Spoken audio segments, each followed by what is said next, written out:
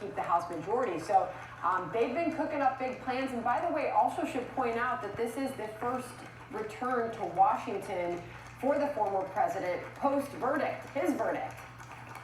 Yeah, well, it's also the first time he's been back up on Capitol Hill since he left office back on January 20th, 2021, and then flew away down to Mar-a-Lago. Let's listen in here.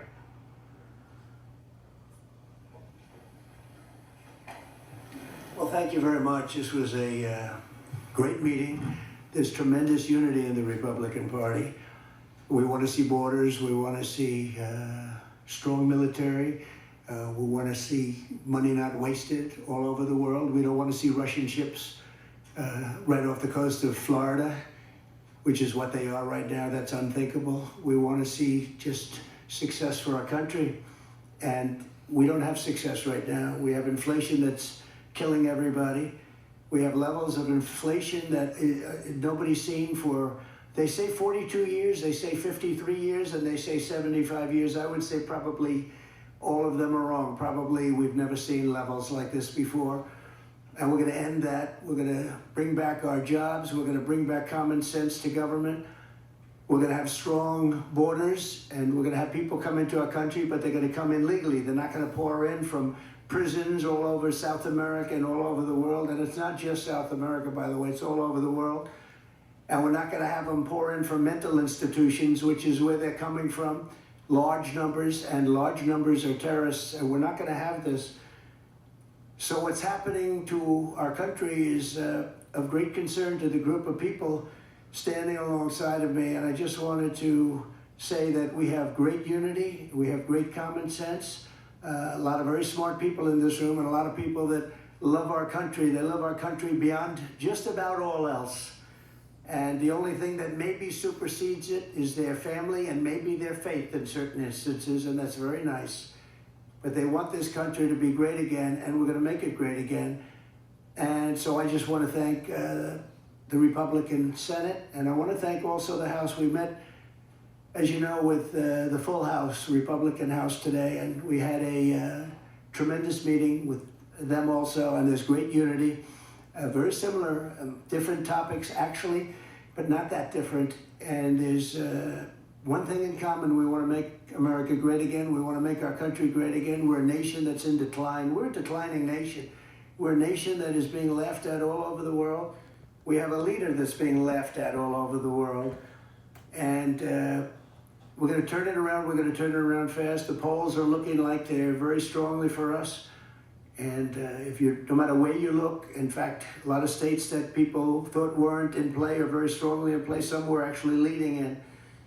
But we have to get elected. We have to take this beautiful place, and we have to make it really something very special again. Right now, it's not special. Right now, it's being scorned and being used as an example of when they look at the crime on the streets, when they look at all of the problems that we have, they're using us as a bad example of democracy.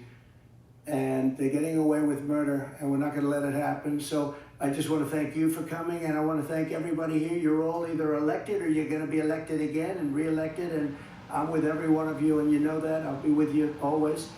And thank you very much for inviting me, and we're going to have great success. I think we're going to have a tremendous election. It's November 5th is very important, but we really start much earlier than that. You have North Carolina as an example. You have North Carolina September 6th. You have Pennsylvania starts on September 22nd. These are things different from the old days. We had election day and you had paper ballots and you had voter ID. Unfortunately, maybe someday we'll get back to that, but you don't have that right now. But this is an outstanding group of people. I'm with them 1,000%. They're with me 1,000%. We agree just about on everything, and if there isn't, we work it out. And I've had a really great relationship with just about everybody here, just about all of the senators. And if it wasn't fantastic, it gets worked out. And we have one thing in mind, and that's making our country great. So thank you all very much. We appreciate you being here. Thank you very much.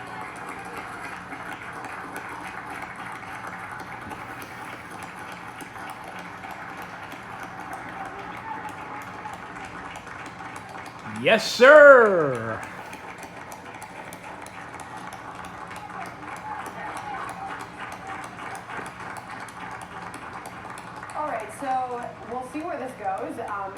he stops and takes any questions or any of the GOP leaders decide to speak. But short, and a direct targeting of the current president, his candidate for November.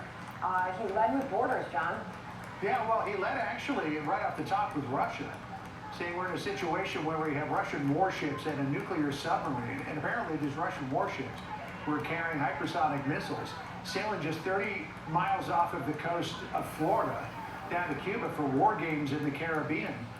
One Russian reporter who was quoted in the Washington Post said that this was in retaliation, or response at the very least, to